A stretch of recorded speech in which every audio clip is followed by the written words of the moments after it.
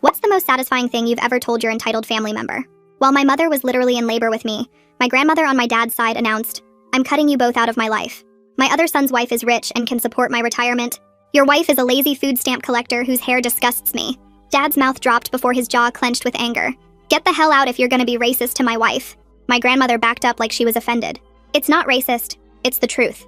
Your brother's wife is the best thing that's happened to us." She looked at my dad like he was a naive child when he said that finding real love was the best thing that happened to him. "Good luck on your real love. Don't come crawling back when she's framed you for a theft you didn't do." She left the delivery room, already booking flight tickets off her other daughter-in-law's credit card. I wasn't there to see it, but my grandmother's actions lit a fire inside my parents. Mom threw herself into teaching when I got a little older, and Dad picked up extra shifts at the warehouse. When I was 7, Mom and Dad had saved enough to start an after-school program. Mom tutored while Dad taught life skills like fixing cars or how to DIY insulate your walls. Soon, 50 kids had started showing up. Meanwhile, my grandmother was living with my uncle and his wife Annette, going on holidays, spending her money, buying new cars just because she could. But there was something neither of the families knew. Turns out Annette had been in that delivery room when I was born. She'd stood silently in the doorway, and hearing her mother-in-law call a newborn baby a disgrace shifted something inside her. That's when she heard about my dad's success. By now, the program had a second location. My parents were profiting enough to move to a house with a pool and take vacations where I'd get my own hotel room. That's when Annette made her move. "Market's been rough lately. We're losing a lot," she casually said during a smaller than usual family dinner. Grandma's eyes instantly went wide. Soon, Annette took money out of my grandmother's card so it declined. Then grandmother's king-sized bed got replaced with a single. Then came the big announcement. Annette showed up to lunch crying. "The lawyers say my trust fund might be frozen for years. We're going to lose everything." My grandmother's reaction was immediate. "Are you seriously telling me you're going broke?" Annette cried and nodded like it was true. Over the next few weeks, grandmother's fancy clothes were sold to pay off stock losses, her $25 coffee was replaced with instant, and Annette and Richie even moved into an apartment to make the loss of money look real. That's when my grandmother finally snapped. "I think I need some space from you two while you figure things out financially. It's just so stressful for me." Just like that, she stopped coming to dinners, started ignoring Annette's calls, all over money that was never actually gone. That's when she remembered she had another son. I was 15 when she showed up at our door. Dad was at work, but Mom was home. I'll never forget my grandmother's face when she saw our house. The mental math was visible. The pool, the 2 cars, my MacBook on the counter. "I've been thinking about family lately," she said, clutching her knockoff designer bag. "I realize I may have been hasty in the past." Mom, because she's better than anyone deserves, invited her in for coffee. My grandmother sat in our kitchen, looking at the photos from our vacations, the awards from the after-school program, the life we'd built without her. "I always knew you two would make something of yourselves," she lied. "I just wanted to give you space to grow." She started crying about being abandoned by both sons, how lonely she was, how family should stick together. Then came the ask. "I just need a little help getting back on my feet. Maybe I could stay in your guest room? Just temporarily." Dad came home during this performance. He listened. Then he spoke very quietly. "You called my baby a disgrace," in the delivery room, while my wife was still bleeding. I was upset. "I didn't mean—" "You meant every word," he snapped. "And you know how Anity is supposedly going broke?" Grandmother's ears perked up. "How do you know that?" she asked. My dad just smirked. "How do you know that?" "Brothers talk, Mom," he finally said. He walked around visibly enjoying her panic. "You do know that Annette's trust fund was never frozen." Grandmother's jaw dropped. "What do you mean?" she asked, scared to hear the answer. "Annette is a smart woman, Mom. She knows you only loved her money, so she put you to the test." My grandmother turned white. "That's not possible." But even she wasn't believing her own words. "Annette can buy you a Bentley at the snap of a finger, but now she never will. And you'll never see a cent off me either. Now get out of my house." Grandmother turned desperate. "Please, I'm your mother. You can't just—" "You're right. I can't just abandon family." Dad stood up. "But I can give you exactly what you gave us, which is nothing." He kicked her out. And here comes the best part. When grandmother called my uncle from our driveway, sobbing that we'd rejected her, he interrupted her. "You know, Mom, my marriage has been better since you left. Annette and I aren't fighting, and we enjoy cheap TV dinners without you nagging us over $100 wine bottles. You're not welcome back." Her jaw dropped. She came back inside begging, "Please, I'll go homeless if you don't take me in." Mom and Dad looked at each other, knowing what she was saying was true. Their eyes held each other for what felt like forever, while grandmother stood there shaking between them. Mom's face showed that teacher look she gets when a kid at the program needs help, but also did something wrong. Dad's jaw stayed tight, but his eyes softened just a tiny bit when he looked at Mom. Finally, Mom spoke real quiet but firm that they needed to talk about this alone first. Grandmother's crying got louder and she grabbed Dad's arm, begging them not to leave her on the street like some homeless person. Dad pulled his arm away and walked to the front door, opening it wide. He told her to wait in her car while they figured things out. She started wailing about being his mother, but Dad just pointed to the door. Grandmother shuffled out looking smaller than I'd ever seen her, and we all moved to the living room window to watch. She sat in her beat-up sedan that looked nothing like the fancy cars she used to drive with Uncle and Annette. Mom started pacing around the kitchen, running her hands through her hair over and over. She kept stopping at the counter, then starting to walk again like she couldn't decide what to do. Dad followed her with his eyes and reminded her how grandmother called her lazy and worthless when I was being born. Mom's hands clenched, but she kept pacing, and I could see her fighting with herself. Dad said grandmother chose money over us and only came back because the money was gone. Mom stopped walking and stared at the floor, breathing hard. I finally spoke up from where I'd been standing by the stairs. I reminded them that our after-school program had 50 families who trusted us. What would happen if word got out that we let Dad's mother go homeless? Mom stopped pacing completely and looked at me with this surprised expression. She admitted she'd been thinking the same thing about our reputation. Dad grabbed his phone and said they should call Uncle first to see if he'd changed his mind. Uncle answered on the second ring, and his voice was cold as ice when Dad explained the situation. Uncle said his marriage with Annette had never been better since grandmother left. He wasn't going to sacrifice his wife's happiness for someone who only loved her money. Dad put it on speaker, and we heard Annette's voice in the background asking who it was. She took the phone and dropped a huge surprise on us. Annette said she'd pay for a motel room for a few nights, but only through someone else. She wouldn't have any direct contact with grandmother at all. She suggested we find a social worker to handle everything so there'd be no family drama. Dad thanked her and hung up, then walked outside to where grandmother still sat in her car. We watched from the window as he leaned down to talk through her window. She started wailing loud enough that we could hear it inside, but Dad cut her off with sharp hand movements. He was telling her she couldn't stay here, but they'd figure something out for tonight.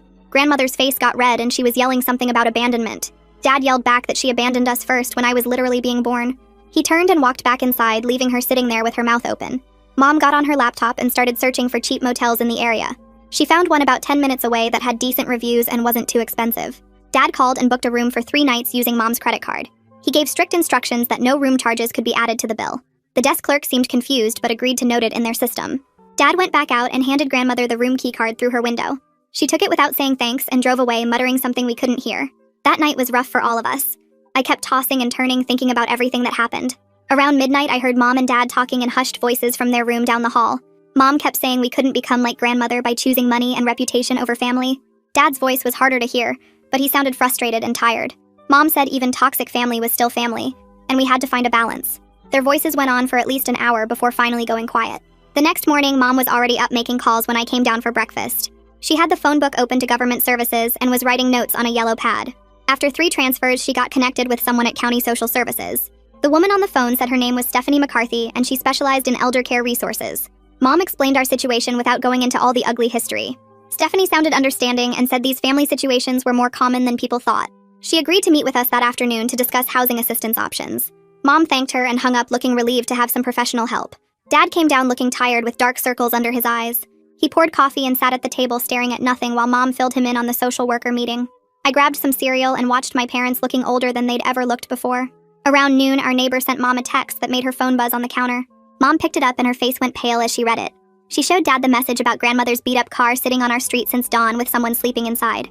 Mom's hands started shaking and she had to put the phone down before she dropped it. Dad grabbed his keys and headed for the door without saying anything. I watched from the window as he walked down the street toward the old sedan parked 3 houses down. He knocked on the window and grandmother sat up looking confused and disheveled. They talked for a minute before Dad started waving his arms around looking mad. He came back inside and slammed the door hard enough to rattle the pictures on the wall. Grandmother hadn't used any of the 3 motel nights we paid for because she wanted to save them for when things got really bad. Dad kept pacing around the kitchen saying this was exactly the kind of manipulation she always pulled. Mom reminded him we couldn't force her to use the room if she didn't want to. We still had to meet with Stephanie that afternoon, so Mom made sandwiches nobody really ate. The drive to the county office felt longer than usual with everyone staying quiet. Stephanie's office had posters about elder care and a big desk covered in folders. She explained that senior housing had waiting lists between 6 months and a full year long. The emergency shelters were full of people with mental health issues and weren't safe for older women. She pulled out a brochure for a rooming house on Maple Street that had an opening right now. The place needed $800 for deposit and first month, but it was clean and had a manager on site. Dad's face got red when he heard the price and he started to argue. Mom kept looking at the pictures of the small rooms with shared bathrooms and common kitchen. Stephanie said this was actually one of the better options available for someone in grandmother's situation. We thanked her and left with the brochure and some applications for benefits. That evening, Mom and Dad had their biggest fight in years about what to do next. Dad kept saying his mother made her choices when she picked money over family 15 years ago. Mom worried about what kind of example they were setting by letting family go homeless. Their voices got louder and louder until I couldn't take it anymore. Maybe Uncle would pay half if we ask him the right way, I said from the doorway. Both my parents stopped and looked at me like they forgot I was home. Dad called Uncle right then and put him on speaker, so we could all hear. Uncle listened to the whole situation, and then went quiet for a long time. He finally said he'd pay half, but only if the money went straight to the rooming house. Annette got on the phone and added that grandmother had to agree to stay away except for real emergencies. She wanted everything in writing through Stephanie so there couldn't be any confusion later. Uncle said grandmother had already burned through their goodwill, and this was the absolute last thing they'd do. 2 days passed pretty quietly while Stephanie worked on the paperwork for the rooming house arrangement. Then around 4:30 on Thursday, my phone started blowing up with texts from kids at the program.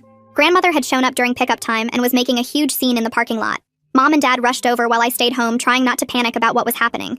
When they got there, grandmother was telling a group of parents how her own family refused to help her. Several parents looked really uncomfortable, and one mother pulled Mom aside to ask if everything was okay.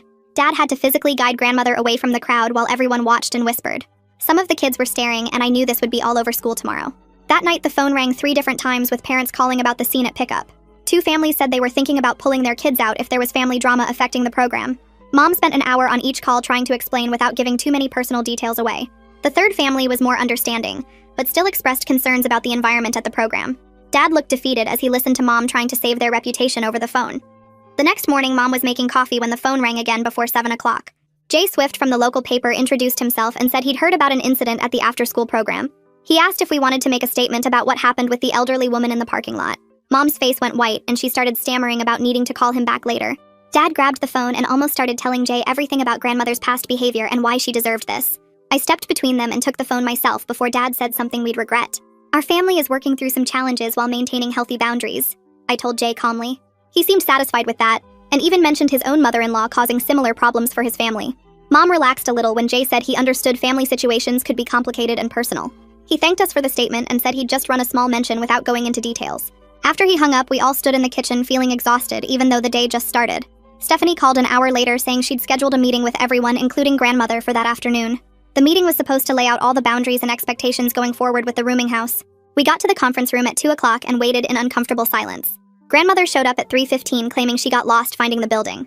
Dad pointed out she'd lived in this town for 40 years and the county building hadn't moved. Grandmother just shrugged and sat down without apologizing for wasting everyone's time waiting for her. Stephanie pulled out a folder and started spreading papers across the table, while grandmother watched with narrowed eyes. The papers had numbers and lists that made grandmother lean forward even though she was trying to look uninterested. Dad drummed his fingers on the table as Stephanie organized everything into neat piles. Mom sat with her hands folded, watching grandmother's face change as she realized this wasn't going to be simple. Stephanie cleared her throat and started explaining options while grandmother kept interrupting with complaints about how hard she'd had it. She brought up raising Dad and Uncle alone after their father left, which made Dad's face turn red. He slammed his hand on the table, making everyone jump, and reminded her that her parents had helped her plenty. Grandmother tried to argue, but Dad kept going about how she chose money over family, not the other way around. His voice got louder as he listed all the times she'd picked wealth over relationships. Stephanie raised her hand to calm things down and went back to explaining the housing options available. She showed grandmother pictures of a rooming house that had an opening with shared bathrooms and a communal kitchen. The place needed 3 months paid up front, which would give grandmother time to apply for benefits and maybe find work. Grandmother's face twisted when Stephanie mentioned working, and she started ranting about being too old for jobs. Stephanie just pointed to the other option, which was a homeless shelter with bunk beds, and no privacy at all. Grandmother went quiet real fast looking at those shelter photos with people sleeping on cots lined up in rows. That's when Stephanie's phone rang and she answered, putting it on speaker without asking anyone first. Annette's voice came through clear, saying she'd been listening to the updates from Stephanie all along. She said she'd pay for the rooming house, but only if grandmother agreed to one more condition that wasn't negotiable. Grandmother had to attend weekly budgeting classes at the senior center starting immediately with no exceptions allowed. Grandmother's face went from pale to bright red as she realized Annette had been controlling this whole thing from behind the scenes. She opened her mouth to refuse, but then looked at the shelter photos again and closed it without saying anything. Stephanie wrote up the agreement right there with all the conditions while we all watched grandmother sign with shaking hands. 3 days later, we drove to the rooming house with grandmother's stuff packed in garbage bags and 2 old suitcases. The building looked decent from outside, but inside smelled like cabbage and cleaning products mixed together. Grandmother complained the whole way up the stairs about her hip and how the railing was loose. Her room was small with a single bed against one wall and a dresser that had seen better days. She started whining about the shared bathroom down the hall and how the window faced a brick wall. Mom kept biting her lip to stop herself from saying something while Dad just kept bringing bags up. He reminded his mother that Annette had given her a king-sized bed that she'd left behind by choice. Grandmother went silent for a minute, then started complaining about the thin mattress and scratchy sheets instead. We left her there unpacking and muttering about ungrateful children while other residents watched from their doorways. The first week went by without any contact, which felt weird but also kind of peaceful for everyone. Then Dad's phone started ringing at work with grandmother calling during his shifts to complain about everything. She called about the food and the noise and the other residents and the temperature of her room. His supervisor pulled him aside after the 5th call in 2 days, warning him about personal calls during work hours. Dad came home stressed and snapping at everyone, which wasn't like him at all before this whole mess started. I started having trouble focusing at the school with all the drama making my grades slip for the first time ever. Logan Becker, my counselor, noticed me spacing out during class and asked me to stay after one day. He sat across from me and asked what was going on without pushing too hard for details. I told him about the family situation, and he helped me see that adult problems weren't my responsibility to fix. He gave me some techniques for dealing with stress, like writing in a journal and taking walks when things got overwhelming.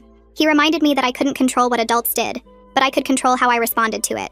Meanwhile, grandmother was causing problems at the rooming house by taking extra food from the communal kitchen at night.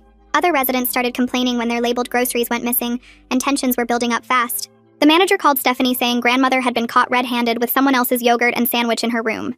Stephanie had to drive over and mediate, while grandmother insisted she'd bought those items herself, even though they had someone else's name on them. The manager warned that one more violation would mean eviction, and grandmother would have to find somewhere else to live. 2 weeks after moving in, Officer Dion showed up at our door at 10 at night with grandmother in his patrol car. She'd been found trying to sleep on a park bench after getting kicked out of the rooming house for 3 days. Grandmother admitted through tears that another resident had accused her of stealing money from their room during the night. The rooming house had a zero-tolerance policy for theft, so they'd made her leave while they investigated what really happened. Officer Dion said he couldn't keep taking her to the park, and we needed to figure something out fast. Dad called Stephanie even though it was late, and she started making calls to figure out what had actually happened. The investigation showed grandmother hadn't stolen any money, but she'd been telling sob stories to other residents about her rich family abandoning her. She was trying to get sympathy money from people who barely had anything themselves, which caused the false accusation. The resident who accused her felt bad, but also angry about being manipulated into almost giving grandmother $20. The rooming house agreed to let her return, but with a final warning about manipulating other residents for money or food. Stephanie had to explain to grandmother that this was her last chance, and any more issues meant she'd be out permanently. Mom couldn't sleep that night and decided we needed to help somehow, without enabling grandmother's behavior or breaking our boundaries. She came up with a plan to drop off groceries once a week, but with strict conditions attached to it. Grandmother had to agree not to make any comments about our family or ask for anything beyond what we brought. Mom wrote up the rules and had Stephanie deliver them so there wouldn't be any face-to-face confrontation about it. The first delivery day, Mom packed basic groceries like bread and peanut butter and drove to the rooming house alone. She left the bags at the front desk with grandmother's name on them and didn't go up to the room. Grandmother came down and took the bags without saying anything, which was probably the first time she'd ever stayed quiet. The second week, Jay Swift from the local paper called about doing a piece on elder care and family boundaries. He'd heard about our situation through the community grapevine and wanted to interview us about navigating difficult family relationships. Mom and Dad agreed to talk, but only if he kept us anonymous in the article. Jay spent 3 hours at our kitchen table taking notes while Mom explained how we were trying to help without enabling bad behavior. The article came out that Sunday with the headline, "When Love Means Setting Limits," and used examples that anyone who knew us would recognize immediately. My phone blew up with texts from classmates who figured out it was about us. But instead of the judgment we expected, several parents from the after-school program reached out with their own stories and resources. One mother dropped off a folder of senior services information she'd collected when dealing with her own mother-in-law. Another family offered to connect us with a lawyer who specialized in elder law. The support was overwhelming in the best way. That same week, Uncle called Dad at 2 a.m. crying so hard he could barely talk. He admitted he'd been secretly giving grandmother money when she called claiming she was starving. Annette had found the bank withdrawals and confronted him about breaking their agreement. Uncle said grandmother had called him sobbing that the rooming house food was making her sick, and she hadn't eaten in 3 days. He'd driven over with $200 cash without telling Annette. When Annette discovered what happened, she packed a bag and went to stay with her sister. Uncle was devastated and begged Dad to talk to her. Dad drove to Annette's sister's house the next morning and found her sitting on the porch with red eyes. She wasn't mad about the money, but about the lying and going behind her back after everything they'd agreed on. It took Uncle showing up with flowers and a written promise to never hide financial decisions again before she'd even consider coming home. They spent the next month in couples counseling working through the trust issues grandmother had created between them. Meanwhile, Stephanie had been working on getting grandmother into the senior center meal program. The center served hot lunches 5 days a week and had a food pantry for weekends. Grandmother qualified based on her income and could eat there for free. The first day she showed up 40 minutes late claiming she got lost even though the center was 3 blocks from her rooming house. She sat at a table with 3 other women and immediately started telling them how her rich sons abandoned her. One woman called her out saying she'd heard grandmother had family dropping off groceries every week. Grandmother changed her story to say the groceries were mostly expired food they didn't want. But over the weeks, she actually started making friends with a group that played cards after lunch. Stephanie reported that grandmother was showing up regularly and even helping set up chairs some days. A month into this new routine, I was doing homework when Dad's phone rang with a number he didn't recognize. The hospital was calling to say grandmother had fallen at the rooming house and was treated for a sprained wrist and bruised ribs. The other residents said she'd been reaching for something on a high shelf and lost her balance. Dad sat at the kitchen table for 20 minutes staring at his phone before deciding what to do. He called Mom at the after-school program, and they agreed to visit, but with strict boundaries. They'd stay for 30 minutes maximum, and I had to come as a buffer. We found grandmother in a hospital bed looking smaller than I'd ever seen her with her wrist wrapped and an IV in her arm. She started crying the second she saw us, saying how scared she'd been, and how none of the nurses would listen to her. Mom checked with the nurses, who said grandmother had been demanding a private room and refusing the prescribed pain medication because she wanted something stronger. Dad told her firmly that we were there to make sure she was okay, but not to take her home with us. Grandmother tried saying she couldn't go back to the rooming house with her injuries, but the doctor came in and explained she'd be fine with some physical therapy. Stephanie worked with Medicare to get the therapy covered and arranged for a medical transport to take grandmother to appointments. The doctor also prescribed a walker, which made grandmother's face turn red. She insisted she didn't need it, and it would make her look like an old lady. Dad actually laughed at that. Not mean, but genuinely amused that she was worried about appearances while living in a rooming house. The walker turned out to be necessary because grandmother's balance was worse than she admitted. 3 families who had threatened to leave our after-school program after the scene grandmother caused decided to stay after hearing how we were handling everything. One mother pulled Mom aside and shared how her mother-in-law had lived with them for 2 years and nearly destroyed her marriage. She said seeing us maintain boundaries while still ensuring grandmother's basic needs were met gave her hope that families could survive these situations. The program actually grew stronger with parents supporting each other through difficult family dynamics. Stephanie signed grandmother up for mandatory budgeting classes at the senior center as part of her assistance requirements. Grandmother complained the entire first session, but the instructor called later to say she'd actually participated and even helped another attendee figure out percentages. By the 3rd week, grandmother was showing up early and had made friends with a man who was learning to manage his social security checks. 2 months into the arrangement, Officer Dion knocked on our door looking embarrassed. He'd caught grandmother going through our trash cans at 5 in the morning looking for bottles to recycle. She'd told him we threw away valuable recyclables and she needed the money for medicine. Dad's face went white when Officer Dion explained he had to issue an official warning for trespassing. We walked outside to find grandmother sitting in the patrol car with a garbage bag full of cans. Dad realized she was genuinely struggling with poverty for the first time after years of spending other people's money freely. Officer Dion suggested we put our recycling directly in the rooming house's bins if we wanted to help without enabling the trespassing. As the 3-month rooming house payment deadline approached, we organized a family meeting at a neutral location. Uncle and Annette drove up together, their first joint appearance since the money incident. We met at a coffee shop downtown where grandmother couldn't accidentally show up. Annette surprised everyone by offering to continue paying for the rooming house if grandmother met specific conditions.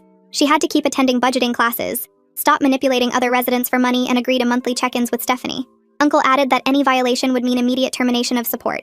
Dad suggested we put everything in writing this time to avoid future misunderstandings. Something happened that none of us expected. Grandmother's knees buckled and she collapsed onto our porch, sobbing harder than I'd ever seen anyone cry. Not the fake tears from before, but actual body-shaking sobs that made her whole frame shake. She grabbed onto the porch railing and pulled herself up enough to look at Dad, her face red and blotchy.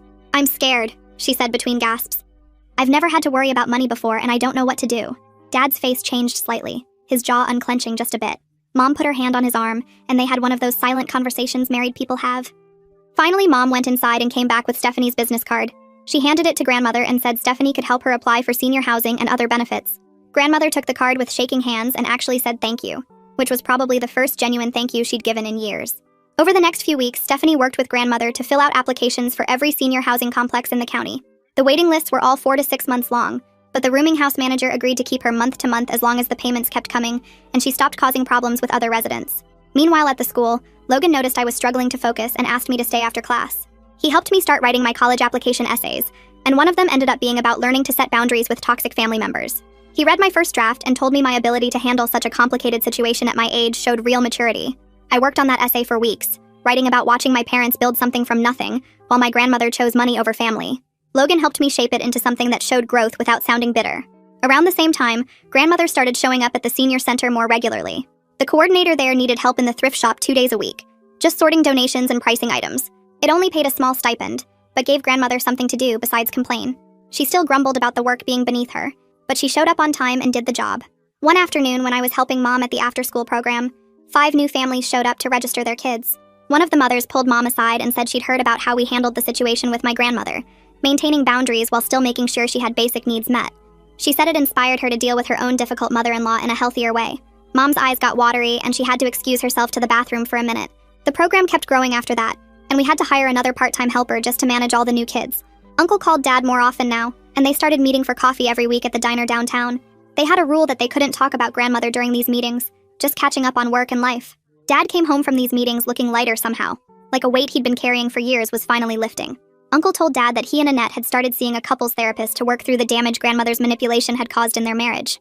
Annette had forgiven him for giving grandmother money behind her back, but they both wanted to make sure they communicated better going forward. The therapist helped them set up new rules about financial decisions and family boundaries. 4 months passed with grandmother staying in the rooming house, going to her thrift shop job, and attending the senior center activities. Then Stephanie called with news that grandmother had been approved for a subsidized senior apartment. The rent would be based on her small social security check, and she could move in the next week. Despite everything, we all showed up to help her move. Dad rented a small truck, Uncle brought boxes, and even Annette came to help pack. Grandmother didn't thank anyone directly, but for once she didn't complain either. She just quietly packed her few belongings and let us load them into the truck. The senior apartment building was actually nice, with a community room and weekly activities. As we carried boxes up to her second-floor unit, I noticed other residents watching from their doorways. One woman about grandmother's age introduced herself and mentioned she also had a complicated relationship with her kids. Within a week, grandmother and this woman were playing cards together in the community room every afternoon, complaining about their families to each other. Dad said it was probably therapeutic for everyone involved. The senior center coordinator called Stephanie with an opportunity a few weeks after grandmother moved in. They needed someone to help with their meal program, setting up tables and serving food 3 days a week. It was a real paid position, not just a stipend, though still part-time. Grandmother accepted the job grudgingly, acting like she was doing them a favor, but Stephanie later told us she was actually one of their most reliable workers. She showed up early, stayed late to help clean, and even started remembering the regular attendees' names and dietary restrictions. Stephanie said in her 20 years of social work, this was some of the best progress she'd seen in a similar situation. 6 months crawled by with grandmother keeping to her routine at the senior apartment. She woke up at 7 every morning to walk to the senior center for breakfast duty. She served eggs and toast to the other residents 3 days a week. The coordinator paid her every 2 weeks, and she used the money for groceries and bus fare. She never called to apologize for calling me a disgrace when I was born. She never said sorry for choosing money over family. But she also stopped showing up at our door unannounced. She stopped calling Dad's work phone during his shifts. She stopped telling sob stories to strangers about her ungrateful children. Mom and Dad threw themselves back into the after-school program once the drama settled down. They spent weekends planning the expansion they'd been dreaming about for years. Jay Swift remembered our story and helped them apply for a community development grant. The application took them 3 weeks to complete with all the paperwork and references required. 2 months later, the grant came through for $40,000. They found a perfect location on the north side of town where no programs existed. Dad spent every weekend that summer renovating the space with volunteer help. Mom interviewed and hired 2 new staff members to help with the increased enrollment. By September, they had 75 kids showing up across all 3 locations. Parents started calling it the best thing that ever happened to their neighborhood. The local news did a segment showing kids learning to change oil and solve algebra problems side by side. I spent my senior year focusing on college applications while everything else stabilized. My grades were good enough for several schools to show interest. The guidance counselor helped me apply for every scholarship we could find. In March, the acceptance letter came from State University, with a partial scholarship covering half the tuition. Mom cried when she read it, and Dad picked me up and spun me around the kitchen. 2 days later, a card arrived addressed to me with no return address. Inside was a $5 bill and a note in shaky handwriting saying she was proud. Dad laughed when he saw it and said it was probably the first money she'd given anyone in years. Mom carefully put the card in my memory box anyway. Uncle called the next week with news that made everyone stop what they were doing. Annette was pregnant and due in the fall. They'd been trying for 2 years and had almost given up hope. During the call, Uncle made it clear that grandmother would have supervised visits only. No babysitting, no alone time with the baby, no showing up uninvited. When they told grandmother at the senior center, she just nodded without arguing. She understood she had no leverage to demand anything more. My graduation day arrived faster than anyone expected. The ceremony was held in the high school football stadium on a perfect June morning.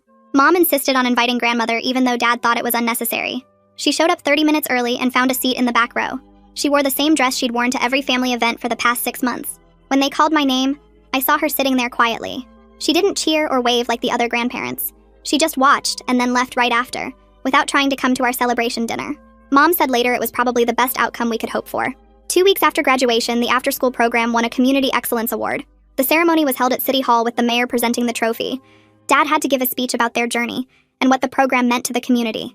He thanked everyone who supported them through difficult times without naming any specifics. I sat in the third row and watched him scan the audience. His eyes landed on grandmother sitting near the back in her usual spot. Something shifted in his face, and for the first time I saw peace there. He finished his speech talking about how family comes in many forms.